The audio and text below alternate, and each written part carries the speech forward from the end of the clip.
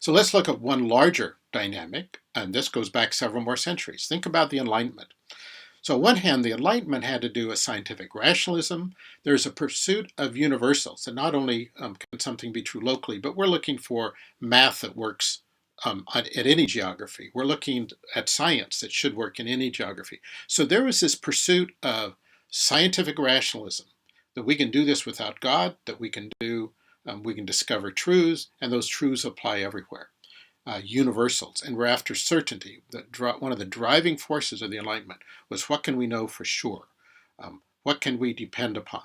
And remember that this increasingly was happening when God was not one who could be understood or depended upon, or even was a player in experience.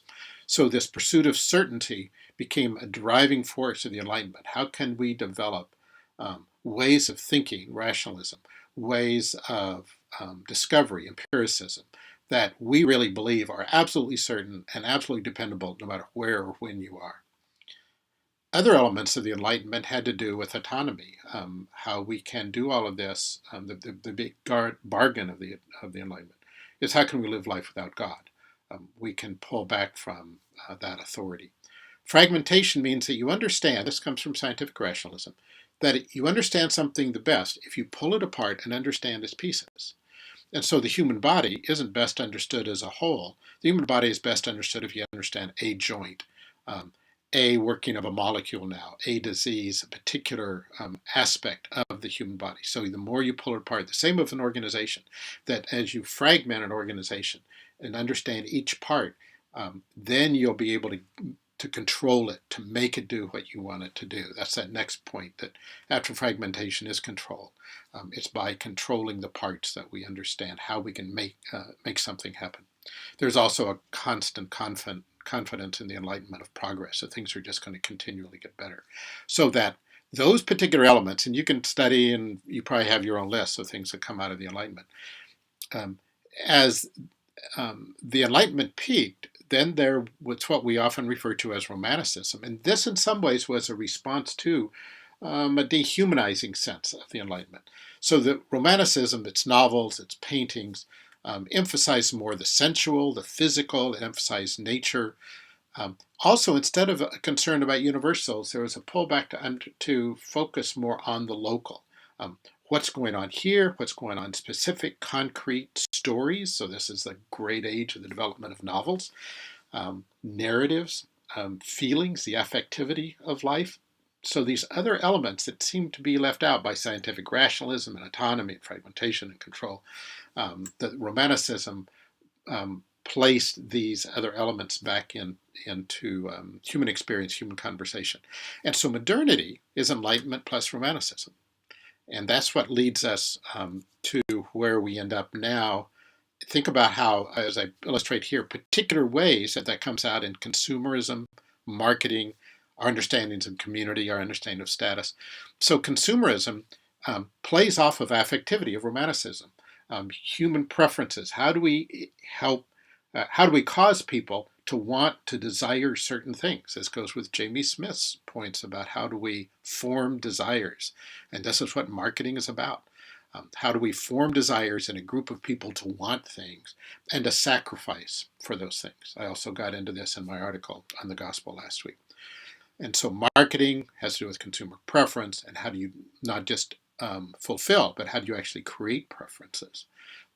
And community then, this was very much a boomer issue, my generation, in the 60s, that we used the word community to talk about somebody who I just met that I kind of like, and we have some shared preferences. So in a dorm room, in a college campus, or at the local pub, we would talk about deep friendships, community, if we like each other and if we like some of the same things.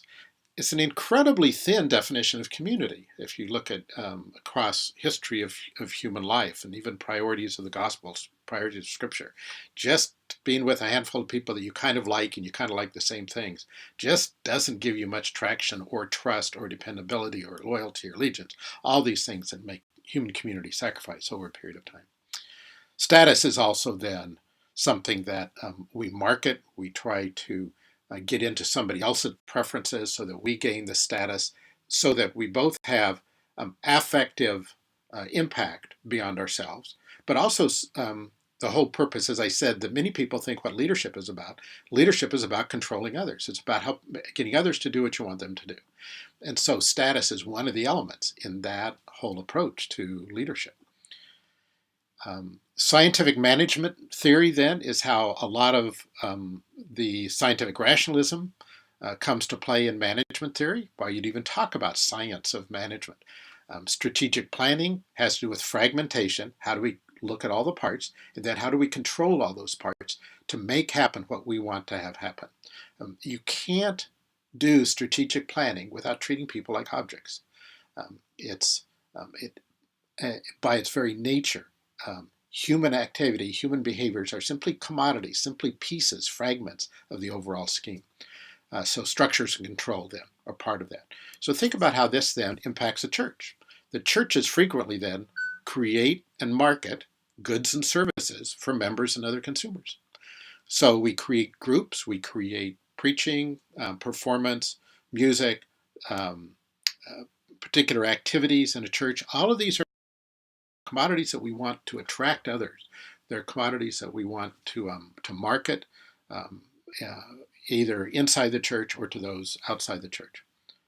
And so remember, back on our social theory of societies, cultures, and communities, that societies colonize culture. So these movements in society at large, of Enlightenment and Romanticism and modernity and late modernity, those will colonize culture, and both societies and cultures colonize communities. And so the church is then constantly shaped in these different social forces. One of the videos you'll be watching this week is Contemporary. And so look at how these particular trajectories in culture and society show up in that particular video. George Ritzer wrote a book called McDonaldization. You'll see this then reflects what we've been talking about. McDonaldization, that is the process by which the principles of the fast food restaurant are coming to dominate more and more sectors of the American society, as well as the rest of the world.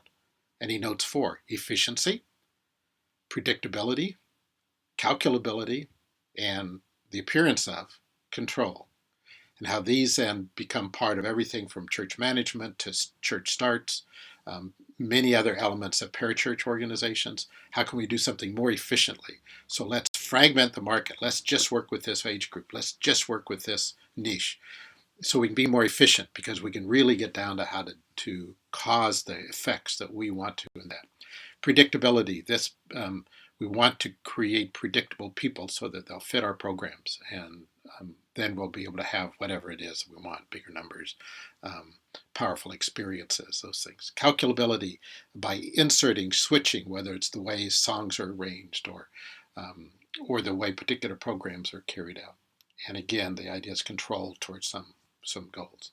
So be imagining how McDonaldization is present in the church experiences.